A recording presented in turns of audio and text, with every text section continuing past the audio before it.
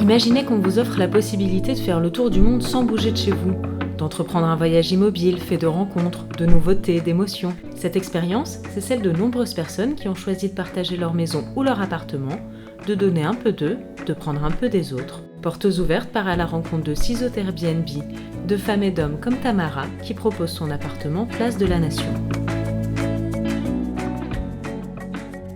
Nous avons aujourd'hui rendez-vous avec Tamara qui habite à 2 pas de la Place de la Nation.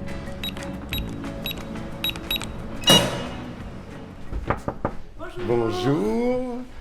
Enchanté. Allez-y. Merci beaucoup. Tu habites ici depuis 2008. 2008, d'accord. Ouais. Et tu as commencé à faire du Airbnb En 2012. 12.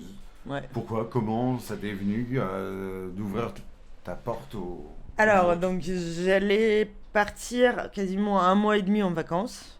Et donc à l'époque, j'avais demandé à des amis s'il y avait des gens qui connaissaient des gens qui voulaient louer mon appart pendant mon absence. Et donc j'ai pas eu beaucoup de retours, il y avait personne d'intéressé. Sauf que j'ai des amis qui m'ont dit qu'ils avaient été à Berlin et ils avaient loué via Airbnb. Du coup, on m'a dit tu regardes et puis tu verras ce que ça donne. De toute façon, il y a aucune obligation, machin. Donc j'ai regardé, je me suis inscrite et j'ai eu une demande mais quasiment dans les 2 jours d'un mec qui venait pour un stage 1 mois. Et ça tombait pile poil pour mes dates. Enfin, c'était juste parfait. Et donc, j'ai commencé comme ça. Et puis après, à chaque fois que je partais quelque part, je mettais l'appart à dispo et ça se remplissait tout le temps. Et sur le principe, qu'est-ce qui t'a plu en fait d'accueillir des gens chez toi, ce principe d'un peu de communauté Alors déjà, moi, ce que j'adore, c'est que tu reçois des gens et puis tu reçois des gens qui te ressemblent un peu. Pour moi, c'est une assurance aussi. Et puis, tu rencontres plein de gens. Moi, j'en ai certains que j'ai déjà revus en voyageant, en allant chez eux. Enfin, pas chez eux directement, mais dans leur ville. Et puis, oui, c'est un échange, ce qui est assez cool. Là, il y a un couple de jeunes retraités, des Niçois, qui ont commencé à venir chez moi comme ça. Ils sont venus une première fois. Ils sont venus une deuxième, une troisième fois. Ils sont venus 3 fois dans l'année. Et au bout d'un moment, on se voit tellement souvent. On se voit 3 fois par an, donc c'est quasiment autant que mes parents. Et on est restés en contact, on a sympathisé cet été. Donc eux, ils devaient venir à Paris. Donc ils sont venus chez moi, moi je suis partie chez eux. Donc on a échangé pendant 2 semaines. J'étais chez eux pour la première fois. Tu les as rencontrés mais je les vois à chaque fois qu'ils viennent. On se prend un petit apéro si je suis là. Et puis après, on a vraiment une relation très amicale. Et donc cet été, je suis allée chez eux pendant la canicule. C'était juste parfait. C'était trop bien. J'étais au bord de mer, dans un super appart avec une terrasse, tout ça. Canon, ouais. C'est ça qui est intéressant parce que tu rencontres des gens que tu n'aurais jamais rencontré autrement. Ouais, bien sûr. Et du monde entier. J'ai eu, mais je sais plus combien de nationalités chez moi. Donc, et puis, en plus, je voyage avec Airbnb aussi, même pour mes déplacements professionnels. Donc, l'intérêt de tout ça, c'est justement de partager avec les gens. Et non, j'aime vraiment beaucoup. Et je me suis fait des amis. J'ai des amis qui sont amis Airbnb, quoi. Pour reprendre depuis le début, quand est-ce qu'il est arrivé donc ton premier guest ? En juin 2012. Voilà, donc juste après, 2 jours après l'annonce, c'est ce que tu me disais. Carrément, quasiment, ouais. Et qu'est-ce que tu as ressenti quand tu as vu, c'était pas vraiment initié, quand tu as vu d'un coup un mail arriver avec machin veut être là chez toi, tu ressens quoi ? C'était un mec, c'était un jeune, hein. Et là tu te dis, alors c'est un inconnu, tu dis, ok, il veut venir chez moi pendant 1 mois. Alors je me souviens plus d'où il venait, mais il était genre estonien ou roumain, ou des pays de l'Est. Et puis il parle, son mail était complètement assuré, son anglais était horrible. Et je me disais, mais on va pas se comprendre, mais comment on va faire, Mais mais il avait l'air hyper gentil. Évidemment, j'ai regardé les photos, je me suis dit, c'était un petit jeune qui essayait de m'expliquer qu'il venait pour un stage d'1 mois à Paris. voilà, qui cherchait un appart, que c'était impossible de trouver autrement et que c'était le seul truc qui pouvait marcher pour lui, faire du Airbnb. Parce que bon, trouver un appartement à Paris, c'est une galère. Ouais. C'est quand même une galère parce que personne n'accepte, quoi. Enfin, c'est comme d'hab, quoi. Et puis, je lui avais dit oui et j'avais un peu peur parce que moi, je portais le mois. Donc, j'étais pas là. Je pouvais pas juste passer, faire un coucou.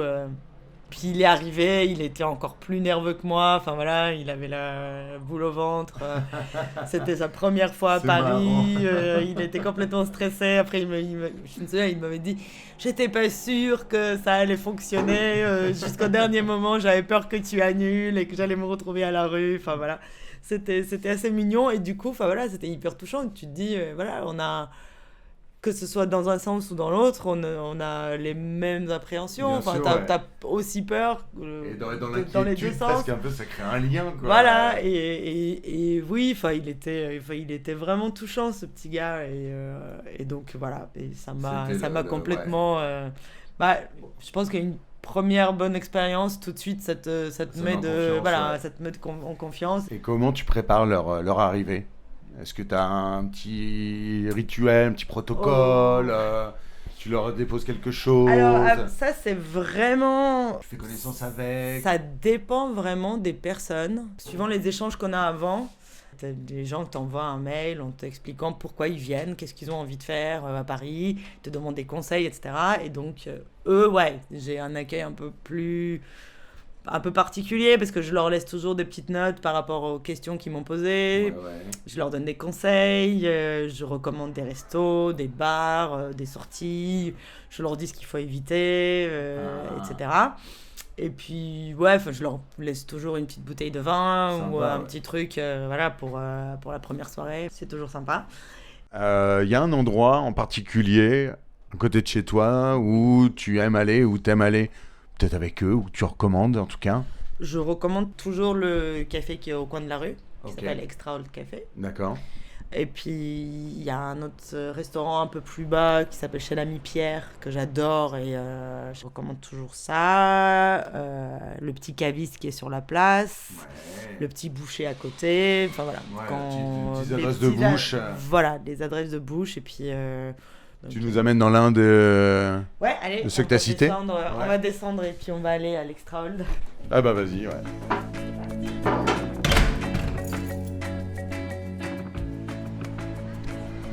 Bistrot authentique, regarde ça. Les incontournables alors. Le véritable bœuf bourguignon, évidemment, le VBB, à l'ajout de bœuf confit. Ah ouais. Ils ont des produits de qualité. Donc c'est pour ça que j'hésite jamais à envoyer mes invités ici, parce que je sais que ils vont bien manger, ils vont manger français, ils vont manger des bons produits, plein de choses sont bio. Ils vont avoir le sourire. Il y a vraiment une âme ici. Moi quand je suis arrivée en 2008, au début, tu vois, c'est tellement à côté de chez moi que je venais pas ici parce que je sortais et puis quand tu sors, tu as envie de partir. Ouais. Et puis au bout d'un moment, au bout de 2 ans, je me suis dit mais c'est quand même bête, j'ai un bar qui a l'air super chouette en bas de chez moi. Et puis vas-y, un soir on y va. Et donc on était venus avec une copine, on s'est posé en terrasse. Et là, au bout de 10 minutes, même pas, j'avais rencontré la moitié du quartier, on avait passé une super soirée, on a fini à 6h du matin chez un de mes voisins à côté, enfin c'était vraiment top. Et puis à partir de là, on se retrouvait quasiment tous les vendredis ou jeudis, enfin voilà. C'est devenu ton QG quoi. Complètement, ouais. Et puis c'était hyper rassurant parce que je me disais, comme je suis toute seule, le soir, le week-end, quand tu rentres, c'est ouvert jusqu'à 2h, donc parfois je rentre à pied. Ils ferment officiellement à 2h, mais il y a toujours quelqu'un à 2h30, 3h, ils sont en train de nettoyer, voilà. Et du coup, c'est hyper rassurant parce que tu te dis, ils sont toujours là. Donc ça m'est déjà arrivé de descendre, leur demander un œuf parce que j'étais en rupture d'œuf. Génial. Je te remercie énormément d'avoir partagé tout ça avec nous. Je te souhaite une excellente soirée. Merci et je te beaucoup. dis à très bientôt. Merci. À une bientôt. Prochaine. Au revoir. Salut.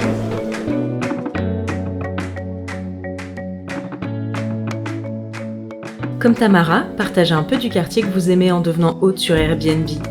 Vous venez d'écouter Portes Ouvertes, un podcast de Slate.fr par Jérôme Becquet, montage Septem. Retrouvez tous les épisodes sur Slate.fr, iTunes et SoundCloud.